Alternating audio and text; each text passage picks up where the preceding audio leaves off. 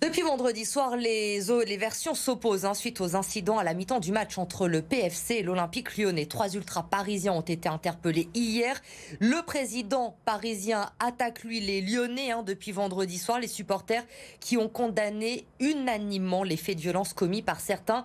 Mais ils tiennent également aujourd'hui à rétablir la vérité. Un supporter lyonnais présent dans les tribunes à Charletti vendredi soir a accepté de témoigner ce soir sur BFM Lyon pour expliquer ce qu'il s'est réellement passé, vidéo à l'appui. Arthur Jean et Vincent Serrano.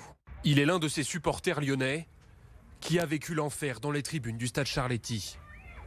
Anonymement, il se confie à nos caméras et nous raconte la violence qu'il aurait observée de ses propres yeux. Il y a un groupe d'une dizaine de personnes encapuchées avec des masques chirurgicales ou des cagoules qui se sont positionnés tout à fait contre le plexiglas du parquage, donc côté Paris FC. Ça a commencé à s'invectiver. Des supporters lyonnais, malheureusement, sont montés pour répondre à ces insultes-là. Vidéo à l'appui, il nous explique que l'arrivée au stade des Lyonnais se déroule sans encombre. Fête de chants et de festivités. Avant que tout ne dérape à la mi-temps, alors que l'OL vient tout juste d'égaliser. Les échanges de coups de ceinture des deux côtés ont eu lieu. Un premier fumigène et photo à l'appui a été enclenché par un supporter du PSG en essayant de brûler, ça je l'ai vu de mes propres yeux, les supporters sur le plexiglas.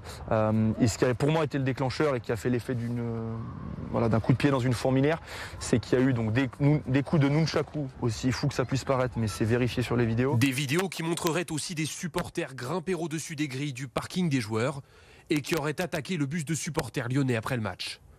Pour ce supporter, les responsabilités sont multiples. Les responsabilités sont partagées entre le contingent de supporters parisiens, je précise PSG, les supporters lyonnais et le club du Paris FC, notamment pour la non-gestion de la sécurité, du moins de la meilleure des manières.